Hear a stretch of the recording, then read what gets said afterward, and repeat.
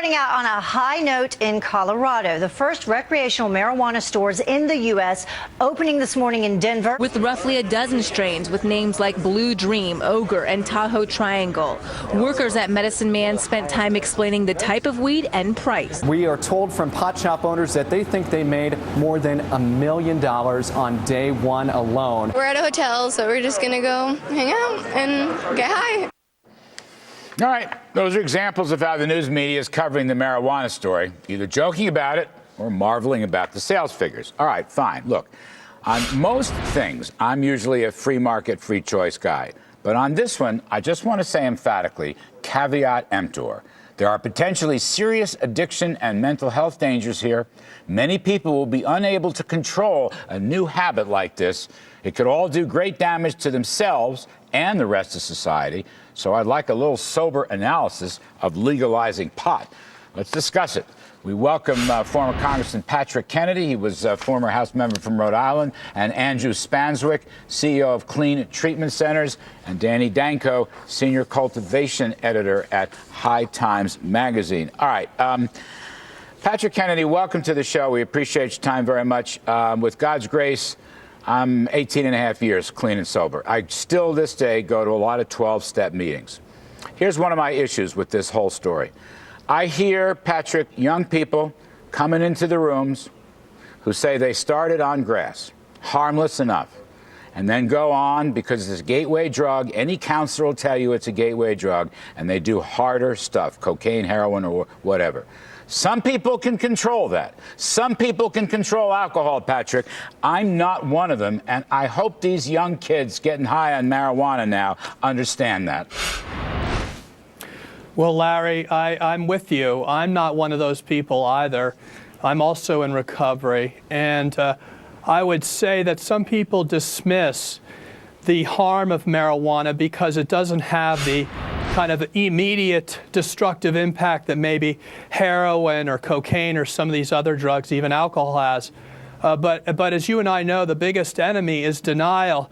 The insidiousness of marijuana as a drug is that it's going to take you to the same place as alcohol, heroin, cocaine. It's just going to take maybe longer, but you're still on a train to nowhere. And what I worry about as a nation is, are we going to create a whole new generation of people who think the perception of harm towards marijuana is so reduced because of this notion that it's medical and it's good for you, and now it's legal. And, you know, Larry, we know the experience of tobacco, cigarettes. When there was a for-profit motive by the tobacco companies, who did they go after?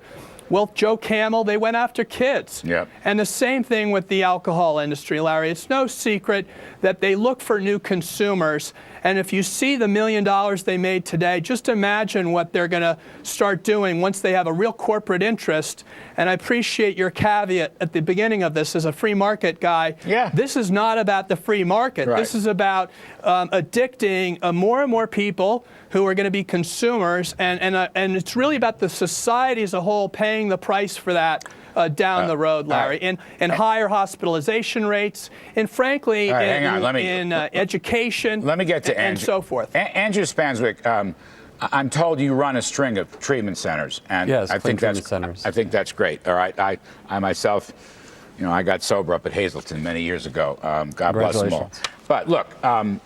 I'm not a professional. I'm a recovering alcoholic and drug abuser. I'm not a professional.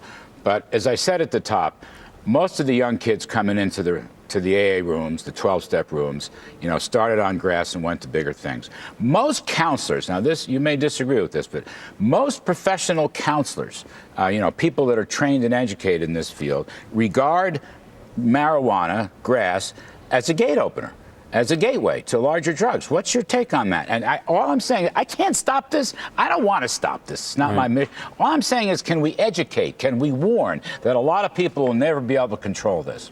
Well, first, I think you're absolutely right that most counselors believe that marijuana is the gateway drug. Ironically, I think it's because they overlook the legalization of alcohol and tobacco, which really are truly the largest gateway drugs and cause the most damage in our society. If we were really concerned about public health overall, we would ban cigarettes tomorrow with 450,000 people dying annually from tobacco and nicotine. We don't do that. We've made a decision as a society that we want to allow tobacco, and there's certain freedoms that we want to allow. Is marijuana something that we should allow into our society? I argue that right now pretty much everybody that wants to smoke marijuana can get it easily and readily. We've criminalized it, and in doing so we've criminalized people who suffer from mental health issues and self-medicate with marijuana. We've deinstitutionalized the state prisons, the state mental hospitals, and now we see the same number of people that used to be under psychiatric care in prisons with very little psychiatric care. So this concerns me more than just, say, the issue of marijuana. Right. I would much rather see us legalize it, regulate it, control the rates of the addictive substances such as THC in it. Right now it's unregulated, and the money, we don't know where it's going. And largely, it just seems to be more of a blight on our society than if we were to regulate it. All right, Danny Danko, welcome to the show. Look, I can't stop it. My intention here is not to stop it, okay? I'm powerless over that kind of thing. But what I'm interested in is the kind of, I'm going to call them educational warnings that we're hearing from Congressman Kennedy, we're hearing from Andrew Spanswick, and others. And I know you're an advocate of legalization. What is your reaction to some of the things that we are saying? Well, first of all, I'd like to applaud you guys on your sobriety. I would also say that there is, the vast majority of marijuana users are responsible users. And just as there is with alcohol, there is, many people who use it very responsibly. So that's the one side. Also, the prohibition of marijuana hasn't worked. People's homes are being raided. People are being killed in no-knock raids. People's dogs are being shot. They're being separated from their families. They can't get jobs. They have trouble adopting children. There's all of these ancillary things that come with this drug war that are far more harmful than any usage of marijuana. And that's happening in states all around the country. So while we applaud Colorado for coming up with a reasonable program where they are taxing and regulating marijuana sales, making it tougher for children to get marijuana and making that money, which used to go God knows where, now pay taxes into education and other types of things. I hope that's right. I mean, Congressman Kennedy, do you think the criminal element will be taken out here?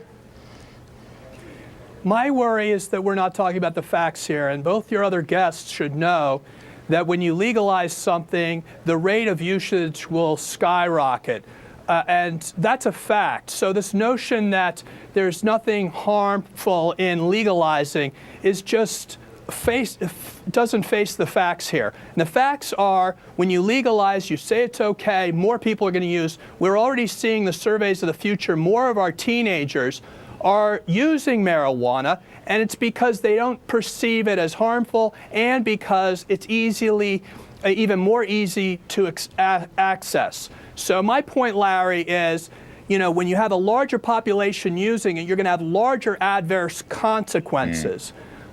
And I think that is a big price to pay for some of the benefits that your guests say we're going to get from it. And so I would just say we really need to get the facts out there. Though there's a big disconnect between what the science tells us and what the public understanding of this drug is. And how it's being reported. No, those are great points. I just, my wish is that we get this educational information out, that people, particularly the kids, understand what the addiction threats are, how easy it is to get hooked on this, on various gateway drug that are tougher than marijuana, just so they know.